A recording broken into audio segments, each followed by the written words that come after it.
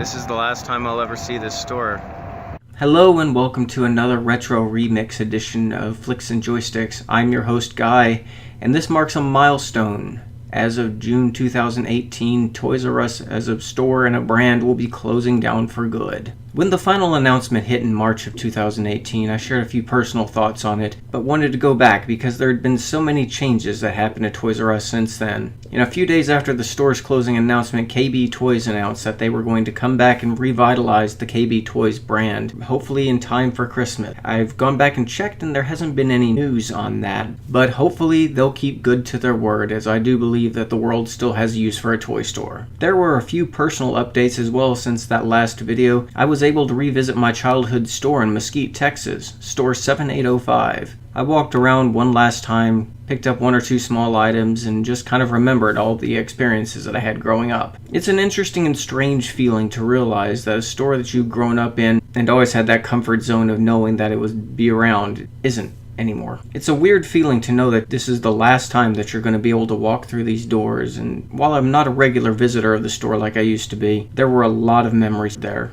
During one of my last trips to Las Vegas, I was able to stop by my old store 5607. I'd been able to walk around that store one last time as well and say goodbye to a few old friends, as I had been an actual regular there and actually had some pleasant friendships with the people there. I wanted to make sure that the people who still worked there were going to be okay after the store closed. I think in some ways it was actually a little harder, because outside of a few discount signs, the store didn't really look any different than it had any other day. It's hard to believe that the store Charles Lazarus founded is closing, even more compounded by the fact that he passed away a few days after the initial announcement of all the stores closing in the United States. That has to be hard on a legacy. Today, Toys R Us stores are little more than a collection of growing discounts and growing empty shelves. There's still an open Toys R Us in my area as of this video, and it's a little hard to see the store in its current state. It's even harder to believe that the next generation will have no idea of what these stores were like, what they looked like. The only reference that they'll ever have is a collection of images as seen on this video. Much like Blockbuster Video, soon Toys R Us will be little more than a novelty for nostalgics such as myself.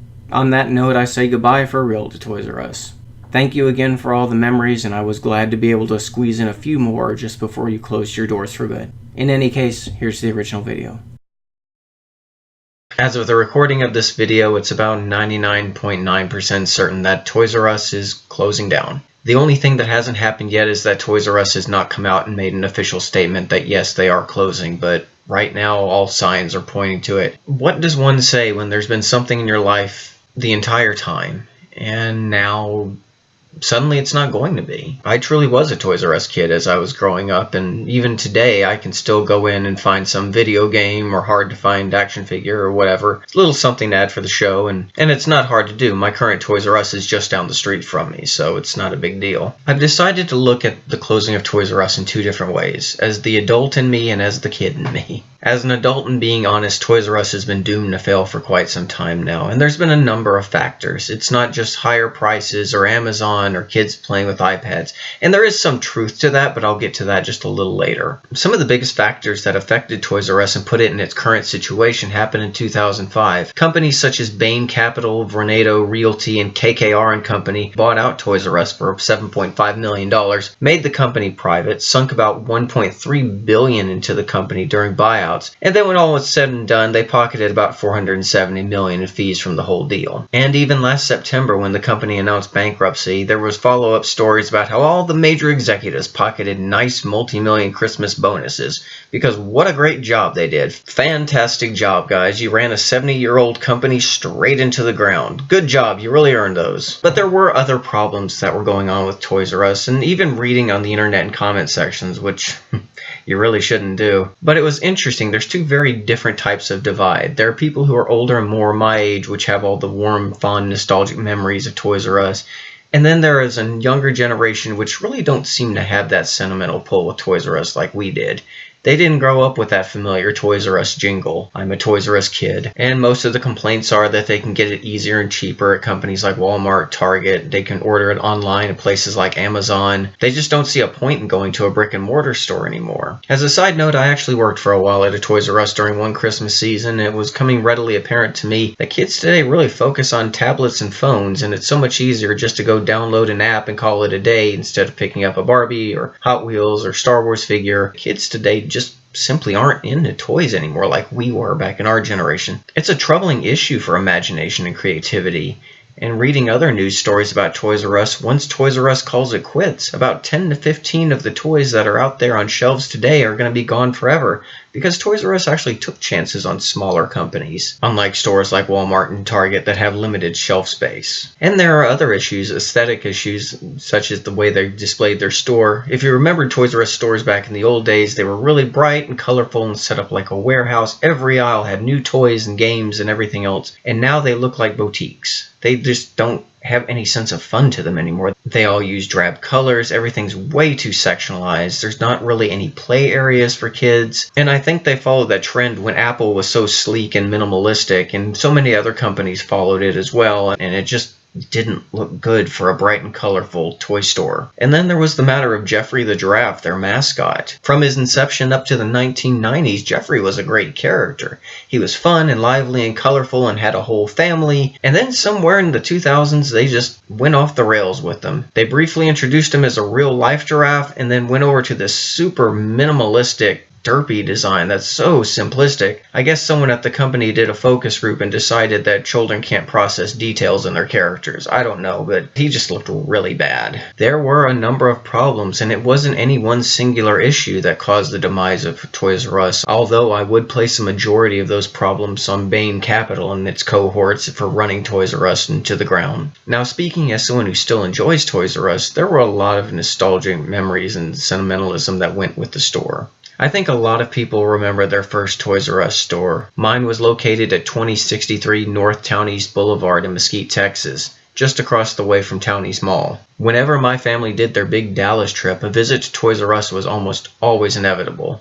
I still have a lot of fondness for that store. There was something really magical about the Toys R Us experience back then. It was just as I described. It was a giant warehouse full of toys. Every major toy that had some level of influence in my life, I must have purchased at least one item from each series there. My favorite, of course, was always the video game section. Back then, it wasn't known as our zone. It was this big aisle, same as any other aisle, with these rows of cards that you could flip over to look at the front and back of each and every video game, get some information, see some screenshots, and if they had a ticket, then they had it in stock. And you'd pull that ticket, take it up to the cashier, have them run it, take it to their back video game area where someone would meet you, hand you the game, and that was the big reward at the end of your shopping experience. I played so many Atari and Nintendo and Sega and PlayStation games. When I did a visit back to Texas last year, I actually made a point to stop by that old Toys R Us. It's not the same as it used to be. They adapted more of that boutique style as I mentioned before. But still, I picked up Ultra Street Fighter 2 for Switch there. Just had to make it a point to get something. I think I just wanted the feel of getting something from my store again. But now that I look back and realize that there actually is an end to all this, I really thought back what was my most favorite Toys R Us memory. There were a lot of happy memories of Star Wars action figures and He-Man slime pits and Transformers and Nintendo games and everything else. But honestly, my favorite memory was just the time that I spent with my dad. Mom would go off to look and shop at clothes, so we'd just go down the street to Toys R Us and he'd indulge me and let me walk up and down the aisles. They had train sets, which was his personal favorite. I could almost always walk out with some little something. It was a souvenir of our time together. My dad passed a few years back, and I realized that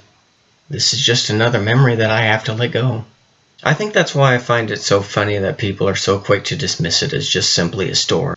And at the end of the day, yes, stores come and go all the time, and there have been Toys R Us closings in the past, but nothing like this. It wasn't going to go away, it just moved to a new area. I didn't go because the prices were better than anyone else's, I went for the memories. There was always that little hint of nostalgia that came with a Toys R Us whenever you walked in the doors. Whether it was looking for a new Robo-Force robot, or as I got older, I attended each midnight opening for whenever a new Star Wars movie came out. I did it for the 3 prequels, and I did it for episodes 7 and 8.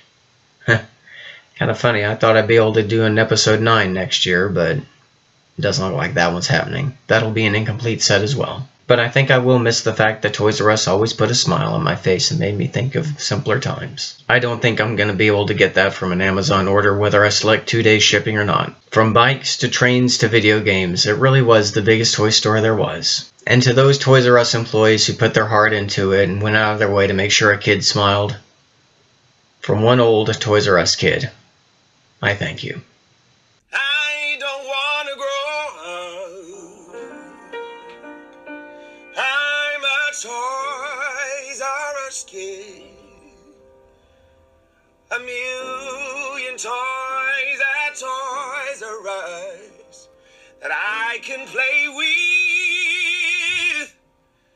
I don't want to grow up. 'Cause if I did,